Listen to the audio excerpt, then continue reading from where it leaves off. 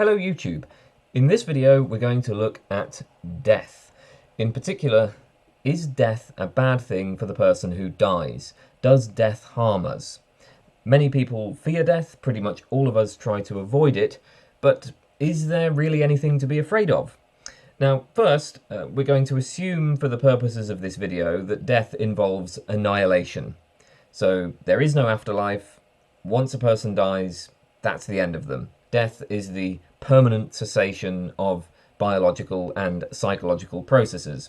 So when we ask, is death bad? What we're asking is annihilation bad? Obviously, there can be plenty of debate about whether or not this is the right view of what happens after death.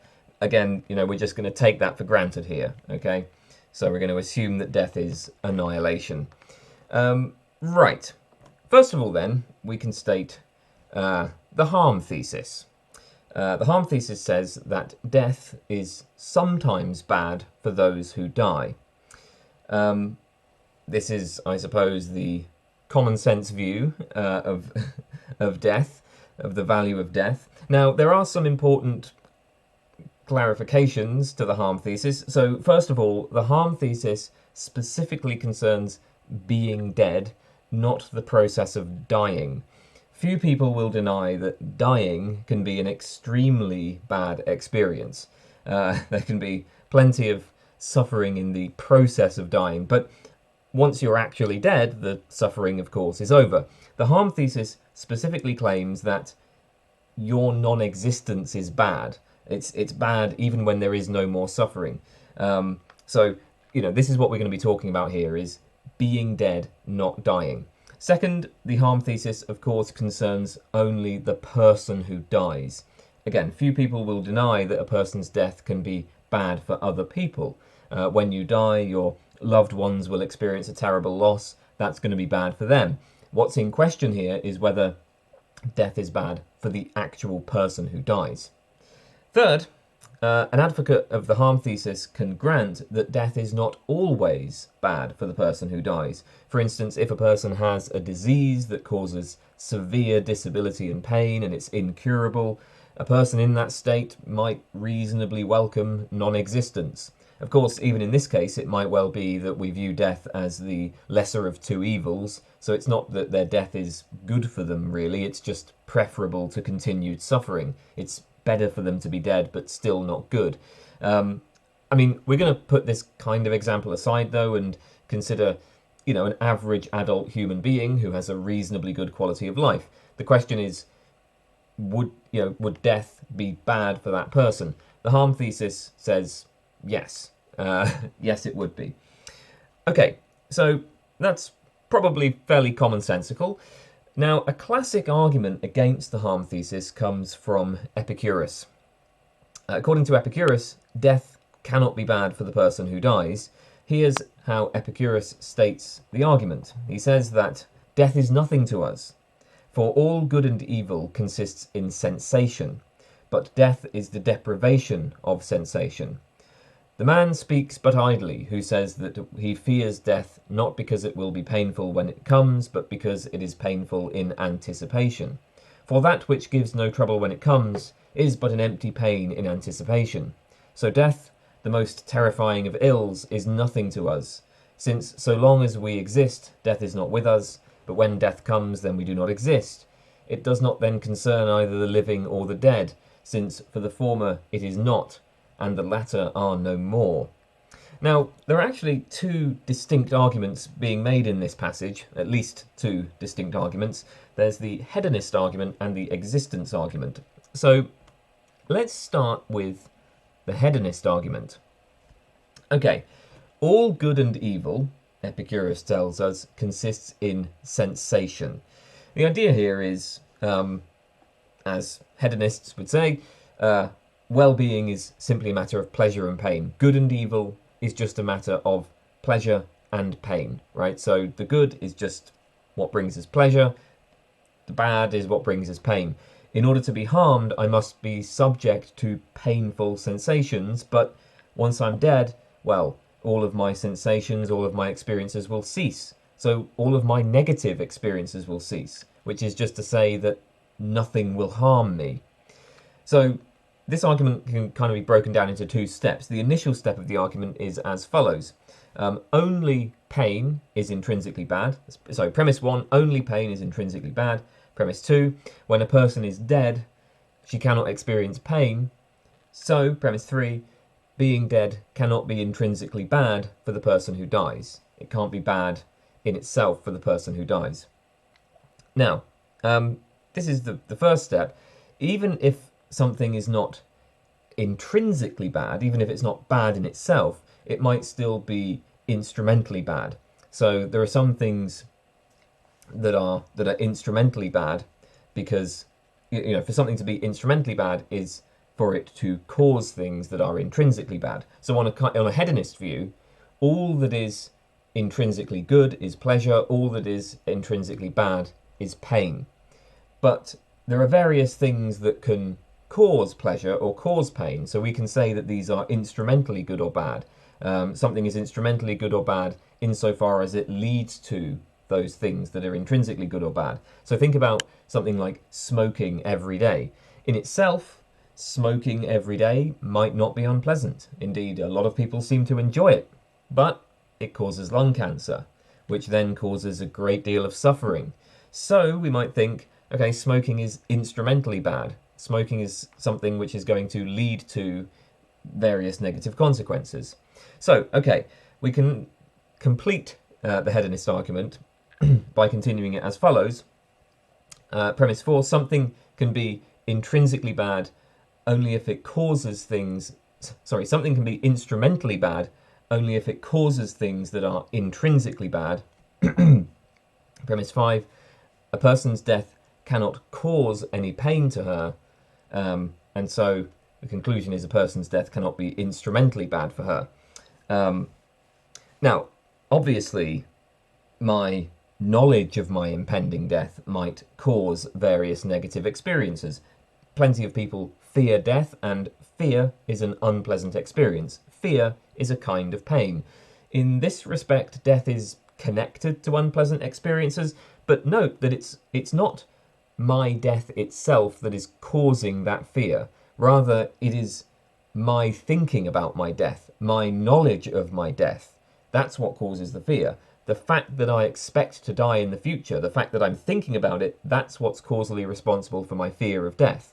So, I mean, assuming that causes have to precede their effects, clearly my death cannot cause anything to happen to me, because once I die, I won't exist.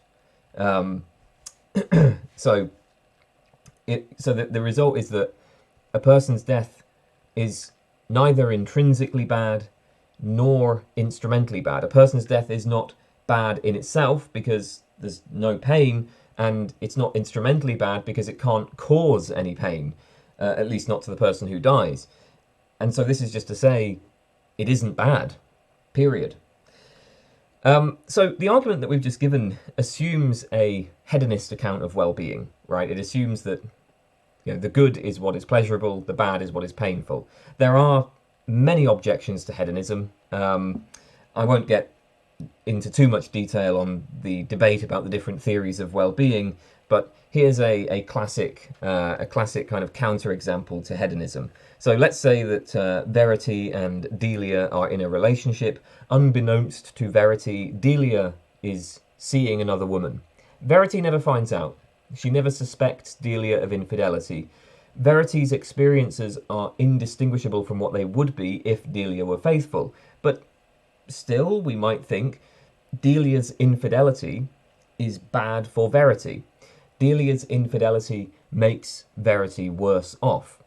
We might even think that it would be good for Verity to learn the truth, even though the truth is going to be very painful for Verity. So the moral is, if you accept all of that, well, not all that's good or bad for a person reduces to pleasure or pain.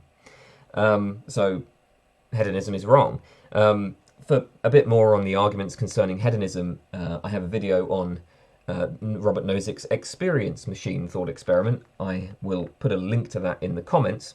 Anyway, what this example suggests is, well, an alternative view of well-being. Maybe well-being is a matter of desire satisfaction. So I'm better off when my desires are satisfied and worse off when my desires are thwarted. This is why Verity is worse off. She desires that Delia be faithful, that Delia be honest. And that's not the case, right? Verity's desires are actually being thwarted, even though she's not aware of this.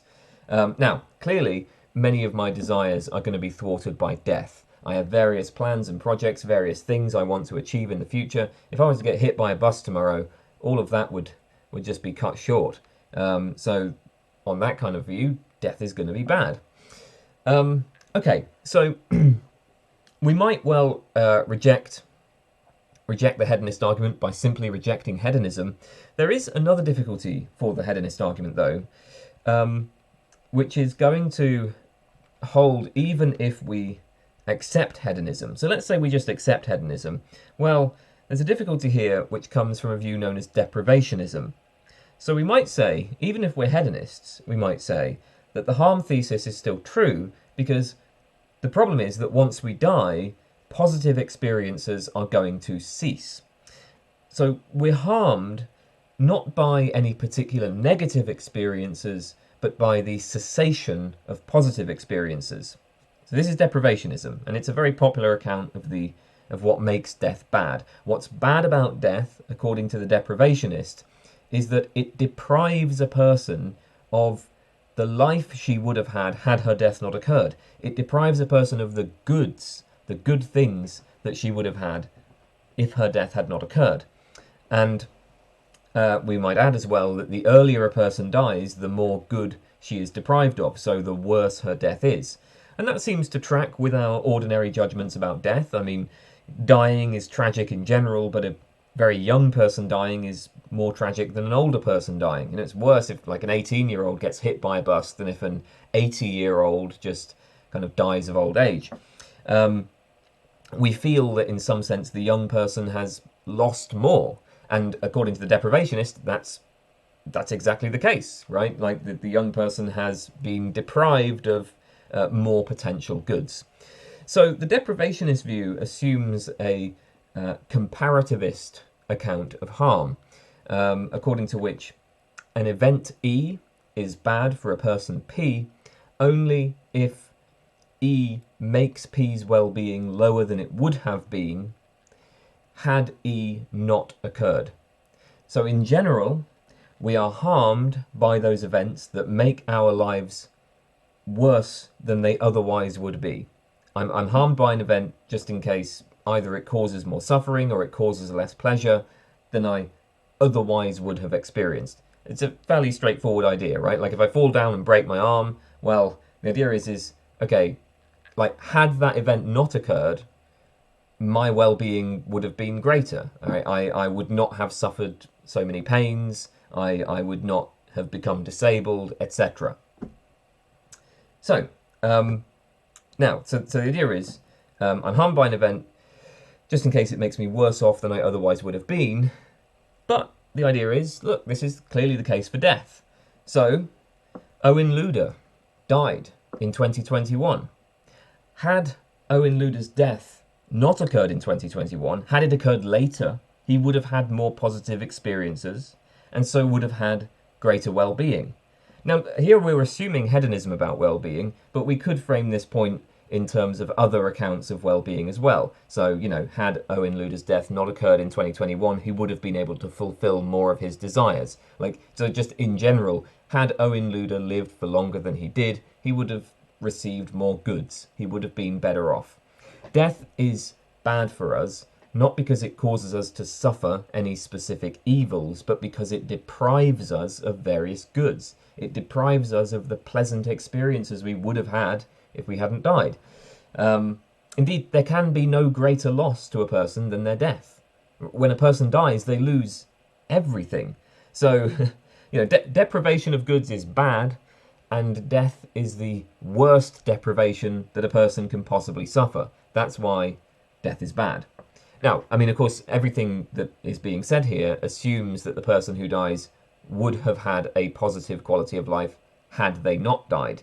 I mean, if what awaits a person is just decades of suffering, then even a deprivationist might say that death is not bad for that person because they're not being deprived of a good life.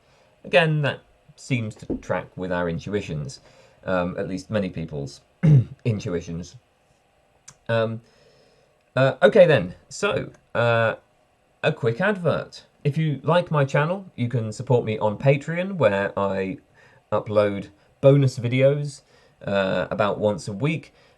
A one-off donation you can give on PayPal. I also offer private tutoring in philosophy. Email if you're interested, and join the Discord if you want to talk about any of this stuff. All of the links there will be in the description.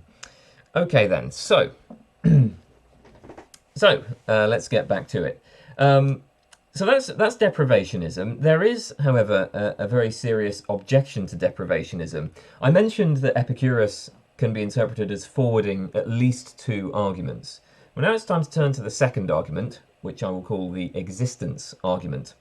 So, the idea here is that in order for something to be bad for a person, that person must exist at the time at which the bad thing occurs. But, as Epicurus says, so long as we exist, death is not with us, but when death comes, then we do not exist. Death can't harm me when I'm alive, because when I'm alive, death hasn't happened. Death can't harm me once I'm dead, because at that point, I'm not there. I no longer exist, so there's nobody to harm. I mean, I guess, we can develop this idea behind the existence argument by thinking, okay, so when exactly does the badness of death occur? Like, when does it happen? For most of the bad things that happen to us, we can specify a time when the badness is. Like, I fall down, I break my arm is broken. So like I break my arm at 2 o'clock on such and such a day, and then there's a period of my life where my arm is in a cast or whatever, where I'm experiencing pain. So we can sort of say, the bad thing starts at 2 o'clock and then it continues for however many weeks. Now, when it comes to death, okay, what do we say there? I mean, the most natural answer is that the badness of death occurs as you die. Okay, Owen Luder is dead. His death is bad for him after he dies. We can immediately see there's something fishy about this, because we're attributing a harm to someone who no longer exists, right? It's as if Owen Luder is this non-existent object to whom good or bad things might happen. But of course, the point is, I mean, it's like, no, he's just not there anymore. Nothing can happen to him one way or the other. So I mean, that's one sort of general issue here. So to state the argument a bit more formally, then, this is how Stephen Rosenbaum, in his article "How to Be Dead and Not Care," puts the argument. Premise 1. A state of affairs is bad for a person P only if P can experience it at some time. Premise 2. So, P's being dead is bad for P only if it is a state of affairs that P can experience at some time. Premise 3. P's being dead is not a state of affairs that P can experience at some time. Conclusion. So, P's being dead is not bad for P. Premise 2 here follows from premise 1. Premise 3 is uncontroversial. You can experience only those things that happen before you die. And being dead does not happen before you die. Together, the premises entail the conclusion. So, the controversial premise here is premise 1. It's important to clarify premise 1 because it might seem that this premise is, again, assuming hedonism. It's assuming that well-being is, maybe just a matter of what I experience, just a matter of pleasure and pain. We've already seen a serious objection to these accounts of well-being with the case of Verity and Delia. Verity doesn't experience Delia's infidelity, but seems to be made worse off by it. Note, however, that premise 1 says not that a person must experience the state of affairs in order for it to be bad, but merely that a person can experience that state of affairs. Something can be bad for me only if it's possible for me to experience it at some time. Well, that deals with the infidelity case. Perhaps Verity never discovers Delia's betrayal. Even so, Delia's betrayal can still be bad for Verity under premise 1, because Verity could discover it and could suffer as a result. So, premise 1 can be accepted under other accounts of well-being. In any case, we could actually weaken all of this because we could say that a state of affairs is bad for a person P only if P can be affected by it at some time. You don't need to frame it in terms of experiences. Even under that framing, the argument still goes through. But anyway, look. So premise one, or something like premise one, seems pretty plausible. Suppose you're not able to taste anything. Well, in that case, foul-tasting food is not going to harm you, at least not in virtue of producing a foul taste. Why? Right? Why is it not bad? Well, because you can't experience it. Since you don't have the sense of taste, you are insulated, as it were, from unpleasant gustatory experiences. And examples like that can be multiplied indefinitely. Now, of course, at this point, a deprivationist will say, well, hey, if I can taste things and then I lose my sense of taste, that seems like a harm. So, yes, if I lose my sense of taste, I will be insulated from the unpleasant gustatory experiences, but, we can still regret the many pleasant experiences that are now cut off from me. And if I knew that I was going to lose my sense of taste in the future, that seems like it would be reasonable to fear that. Okay, so that's all fair enough, but notice, however, that on dying, it's not quite true that I lose anything. I mean, it's not that I have some property or some capability and then I lose it and I have to experience the consequences of losing it. So, when I die, there is, in a sense, a deprivation because various properties and capabilities that I have will indeed be lost. But those properties and capabilities are lost in virtue of the fact that I cease to be. So it's not me that loses them. When I'm dead, I can't gain or lose anything. So yes, there is a deprivation, but I am not affected by the deprivation. That's the key point. And so here's the challenge then to deprivationism. What is it that makes losses bad? Well, the fact that we're affected by them, the fact that we experience them. So as Rosenbaum points out, the typical situation with losses is, and I quote, a person P loses good G only if there is a time at which P has G and there is a later time at which P does not have G. And it's this latter state that's problematic. So the state of not having the good, the later time at which P does not have G. That's what's problematic.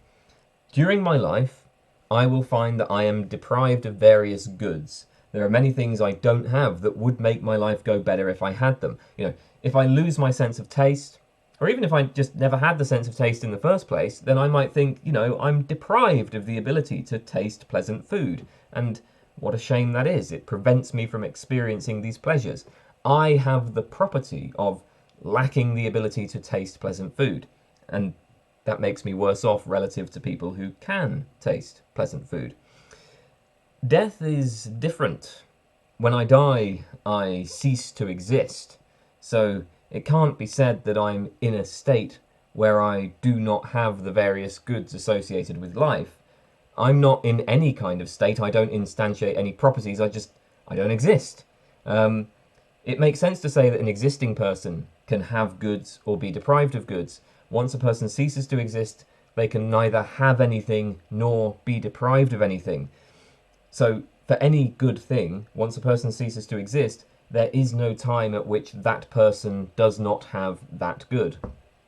I lose a good only if there's a time in which I have the good and a later time in which I don't have the good. Once I die, it's true that various goods are lost, but there's no time at which I don't have those goods. I am not deprived of those goods. So deprivation cannot be what makes death bad. I mean, the general point here is there is a difference, so the argument goes, or so Rosenbaum argues anyway, there is an important difference between ordinary loss and the kind of loss that's involved in death. Speaking colloquially, we might well say, oh yeah, when I'm dead, I'll be deprived of everything, right? Yes. I mean, that's true in some sense, right? All of the positive qualities of my life are extinguished. As the Epicurean sees it, though, this is a somewhat misleading way to put it. Once I'm dead, I am not deprived of anything because I'm not there at all. It's true that with my death various things will be lost, but it can't be me that sustains any of those losses. I cannot be the subject of any of those losses, and so that means that those losses cannot make me worse off. So that's the argument. That's the Epicurean argument for the claim that death is not bad. All right. Well, we've examined two classic arguments from Epicurus. A final ancient argument against the harm thesis comes from Lucretius. This is the symmetry argument, and here's how Lucretius puts it. He says, "Look back now and consider how the bygone ages of eternity that elapsed before our birth were nothing to us. Here then is a mirror in which nature shows us the time to come after our death. Do you see anything fearful in it? Do you perceive anything grim? Does it not appear more peaceful than the deepest sleep? So when you cast your mind back over the many billions of years before your birth, consider the wars, the violence, all of the oppression and misery in human history, well, it's nothing to you. You weren't there. None of it harmed you. Maybe the universe has always existed. Maybe there's been an infinite time before your birth. That eternal nothingness before your birth. Again, it doesn't matter. It doesn't bother you. But that's exactly what you should expect when you die. Eternal nothingness. It's going to be just like before you were born. But you're not bothered by how it was like before you were born. So there's nothing to bother you in what's coming when you die. Okay, so the argument might be put like this. Premise 1. Prenatal non-existence and posthumous non-existence are the same in all relevant respects. So in all respects relevant to the value of these conditions. Premise 2. So if posthumous non-existence is bad, then prenatal non-existence is bad. Premise 3. But prenatal non-existence is not bad. So, conclusion, posthumous non-existence is not bad. Prenatal non-existence and posthumous non-existence are the same in all relevant respects. They have the same intrinsic properties. If non-existence is bad, my non-existence prior to my birth is bad. But of course, that doesn't concern me. So I shouldn't be concerned about death, about non-existence when I die. Okay, what might we say to this? Well, I mean, there are two options that we can take in response here. The first option is to affirm the symmetry, to say that prenatal non-existence and posthumous non-existence are symmetrical, but then we might hold that prenatal non-existence is bad. The second option, of course, is to deny the symmetry, to say there's something about posthumous non-existence that makes it bad, whereas prenatal non-existence is not. All right, let's consider the first option. So we accept that prenatal and posthumous non-existence are symmetrical, but we hold that prenatal non-existence is bad. Prenatal non-existence is also bad, contrary to how we might normally think about this. So, okay, a crucial move here is that we have to distinguish the question of whether something is bad from the question of whether it is reasonable to fear something. So we do not fear prenatal non-existence, and indeed, it would seem rather absurd for somebody to fear prenatal non-existence. But it doesn't follow from this that prenatal non-existence is not bad. There may be other reasons why it would be irrational to fear it. So here's another explanation, right?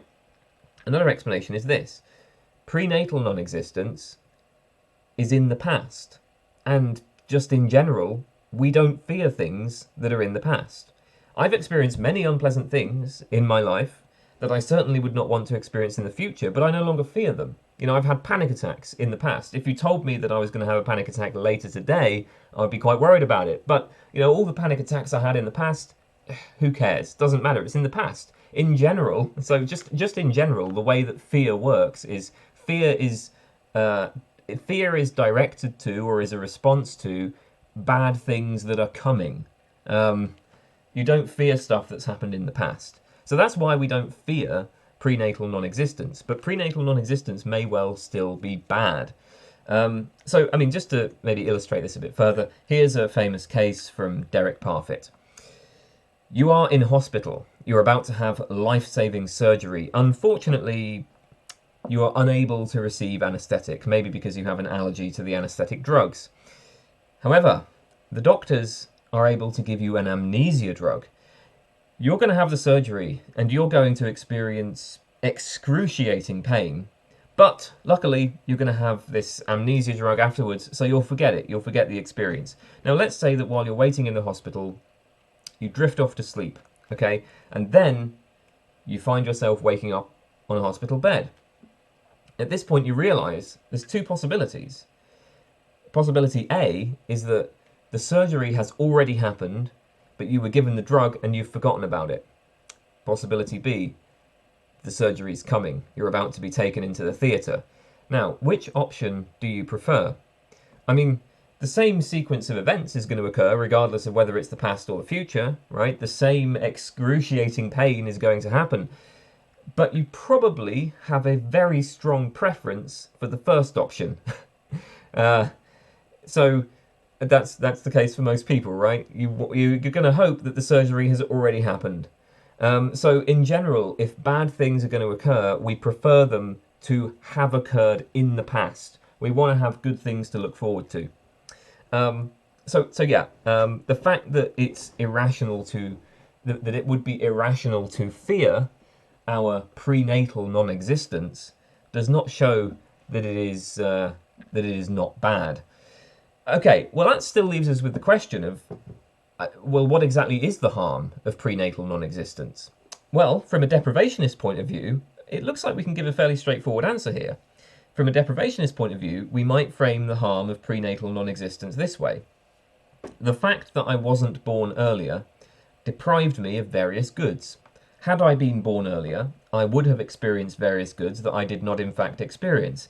Any delay in being born involves the loss of life that I otherwise would have had. I would have been better off had I come into existence earlier.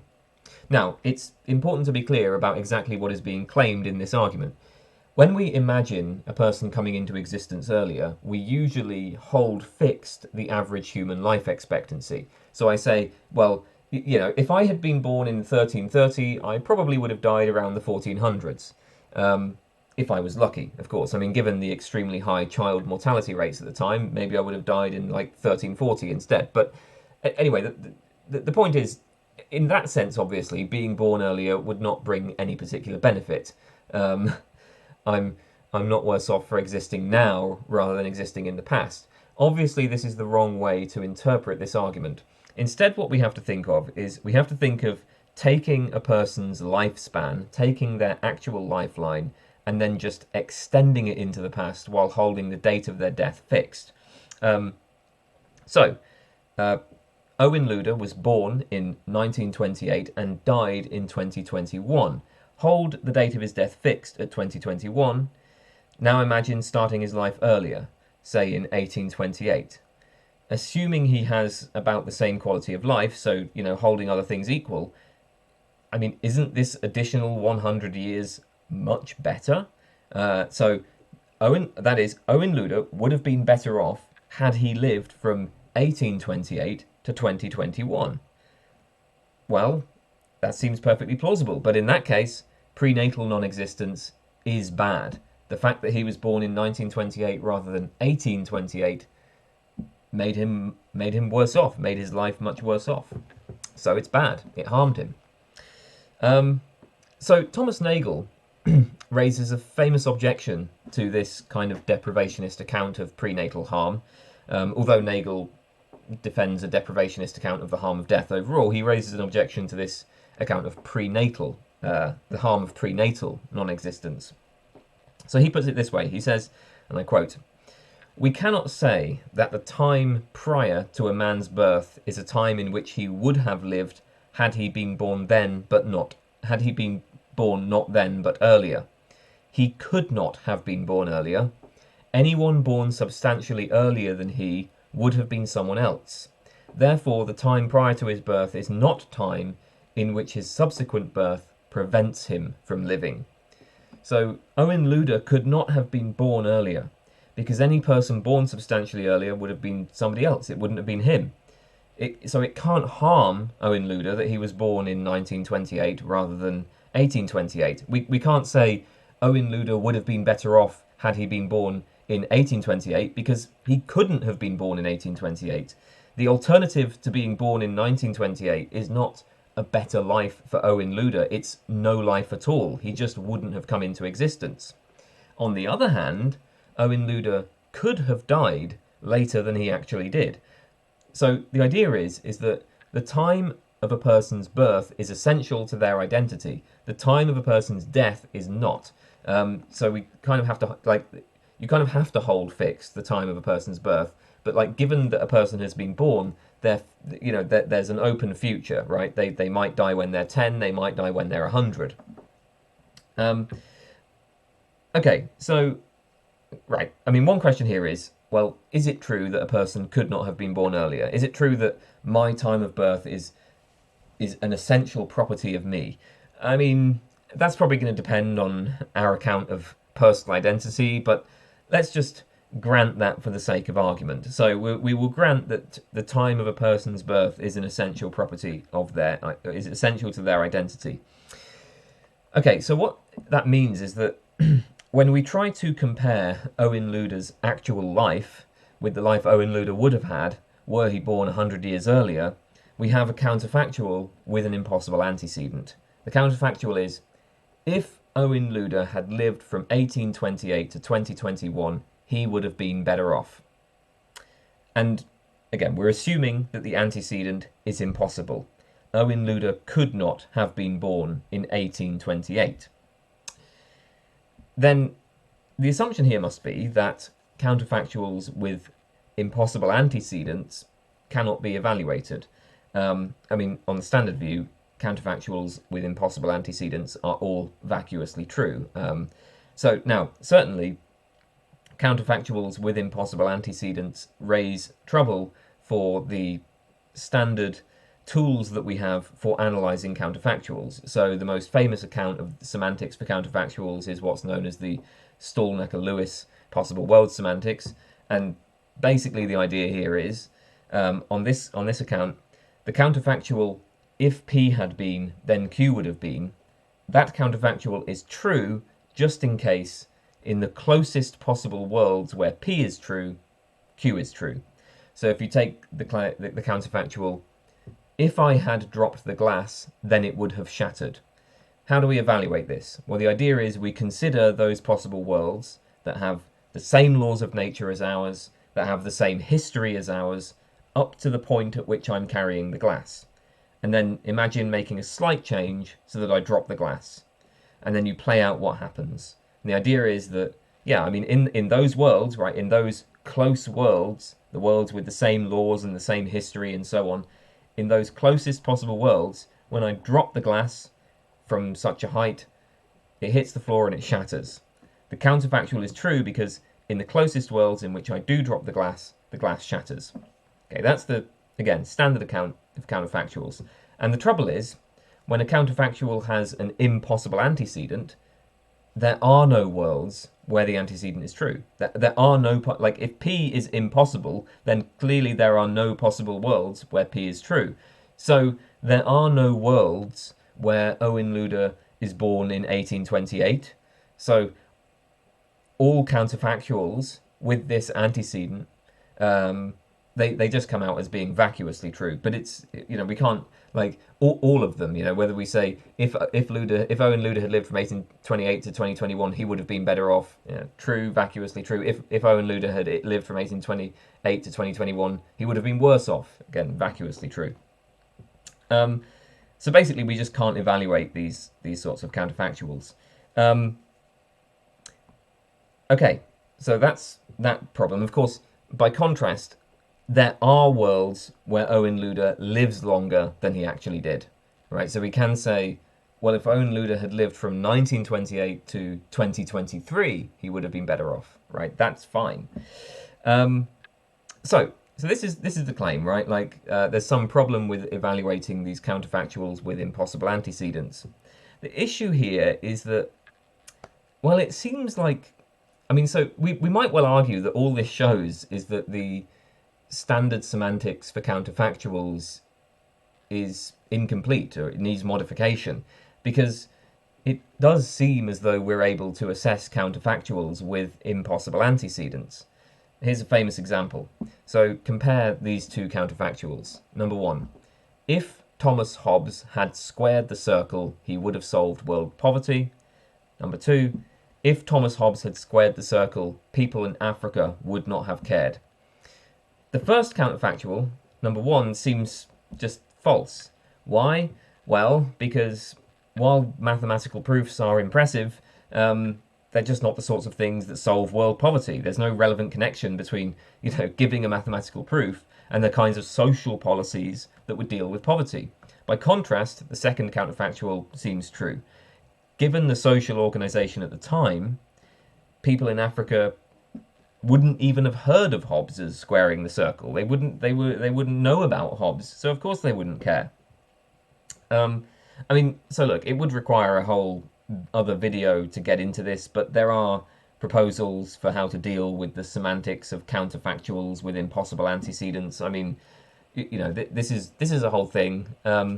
So with that in mind then, I mean, in the case of the counterfactual about Owen Luder, I mean, what we're asking is essentially whether it's better to have more life or less life, other things being equal. As far as the deprivationist is concerned, more is better. And more is better whether the more happens in the past or happens in the future.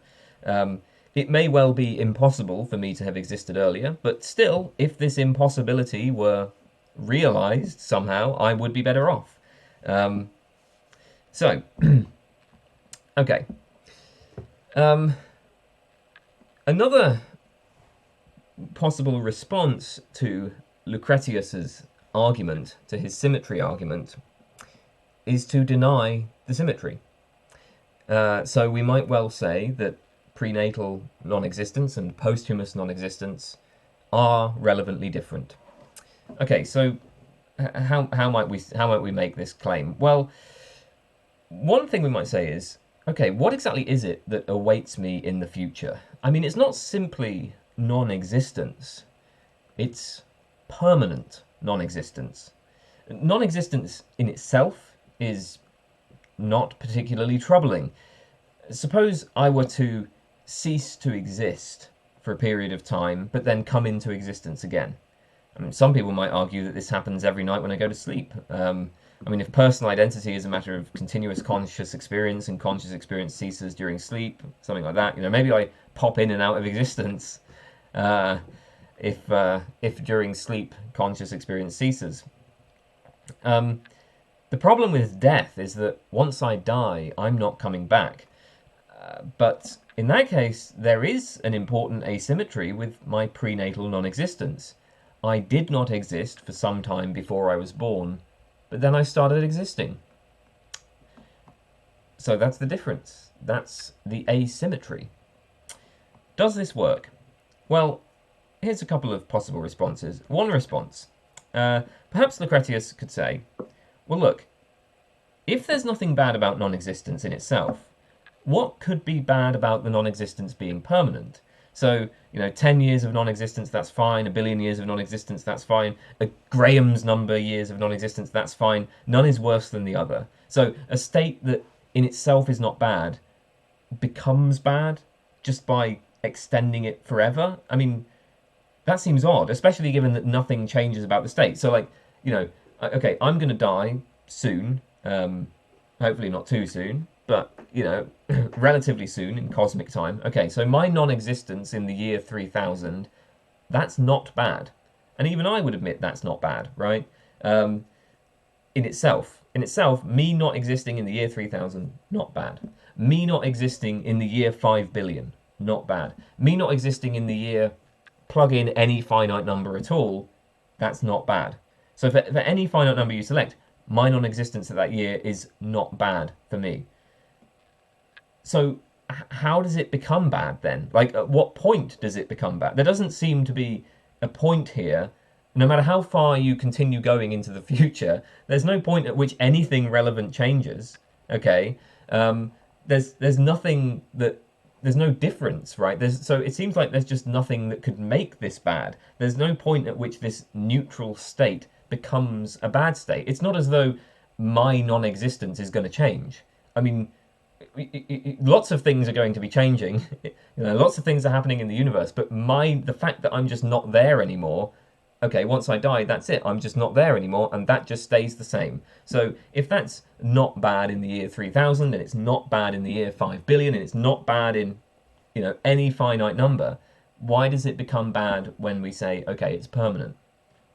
That seems, again, it just seems odd, right? So that might be one kind of challenge, right? Is, okay, explain how it becomes bad.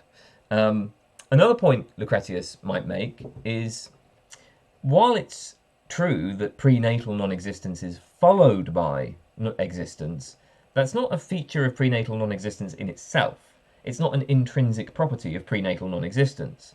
So, I mean, really, it's like when we're asking to identify a relevant difference between posthumous non-existence and prenatal non-existence, we're saying, well, prenatal non-existence was followed by existence.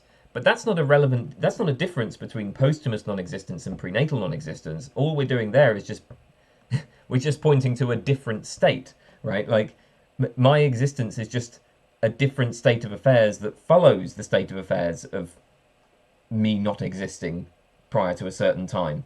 The point is, when I consider the time in the past at which I didn't exist, there's nothing bad about that, and that time when I didn't exist is symmetrical. It does share all of the same features with the time when I won't exist in the future. I mean, maybe we could bring out this point a bit further by considering not the time before my birth, but people who just never come into existence. My mother could have gotten pregnant a third time. She might have given birth to a sister, my sister, but she didn't. So, there is some possible world where I have a sister. Okay, so is my merely hypothetical sister harmed in any way by the fact that she failed to come into existence? Has something bad befallen her? Well, surely not. But her non-existence has not been followed by existence. So, and so this might show that actually no, prenatal non-existence is symmetrical in the relevant respects with postnatal non-existence, in which case the symmetry claim stands. All right then, before ending, I want to consider a final question here. What are the consequences of denying the harm thesis? So we've just seen three arguments to the effect that the harm thesis is false, that death is not bad for the person who dies. So suppose we accept this. Suppose we say with the Epicureans that death is never bad for those who die. Well, good news. The good news here is death is nothing to fear. If the Epicurean arguments are successful, we are freed from our anxiety about our inevitable deaths. But there are some strange results of this view. So, for example, we normally take it that murder is a particularly awful crime. But provided the victim is killed painlessly, it's not going to be bad for them. So we might argue, well, maybe what makes murder bad is the loss to those who know and love the victim. I mean, obviously, if somebody murders my brother, that's going to affect me very greatly. And so that's, I'm going to experience a great loss. So, maybe that's what makes murder bad. So, okay, we can just suppose that the victim is a hermit who's lived alone for decades. Nobody else even knows they exist. Well, in that case, if the Epicurean is right, nobody is harmed, nothing bad is done, there's no bad outcome if the hermit is painlessly killed. And that just seems outrageous. And, look, there are various things we're inclined to say here. We say, well, the hermit doesn't want to die. By killing him, you're frustrating many of his central desires. Similarly, there are many potential goods in his future that you will deprive him of if you kill him, and so on. The trouble, of course, is that if any of these ideas work as an explanation of why it's bad for the hermit to be killed, well, it looks like they also entail that it's bad for the hermit to die. So by killing the hermit, you're frustrating many of his desires. Yeah, but by dying, many of his desires are being frustrated. So, you know. Okay, another counterintuitive consequence of the Epicurean view is we're often inclined to say that some deaths are worse than others. So, we might say dying at 80 is bad, dying at 18, that is just an utter tragedy. But for the Epicureans, it seems that there isn't anything that could make an early death worse than a later death. I mean, again, if we try to appeal to things like the loss of potential life or all of the positive goods that the 18-year-old could have experienced, well, then that's just going to entail that death in general is bad. That's just going to play into the hands of the deprivationist account. Moreover, we sometimes want to say that a death might be good for the person who dies, or at least better than their continued existence. For a person with a severe disease who has only a future of extreme suffering, death might seem to be a welcome release. But the same reasoning that leads us to the conclusion that death is not bad will also lead to the conclusion that death is not good. There are no positive sensations in death. After death, there is no existing subject who could be the bearer of the good. And, of course, there was nothing good in prenatal non-existence.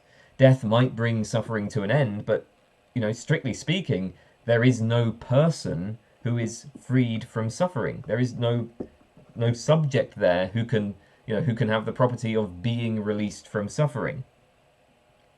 So, I mean, the point of all of this is just the Epicurean view is often presented as a way of freeing ourselves from anxiety about death, and maybe it does that, but arguably, accepting the Epicurean view will lead to fairly radical changes in our moral framework in general. It doesn't only bring about freedom from anxiety, or so we might argue.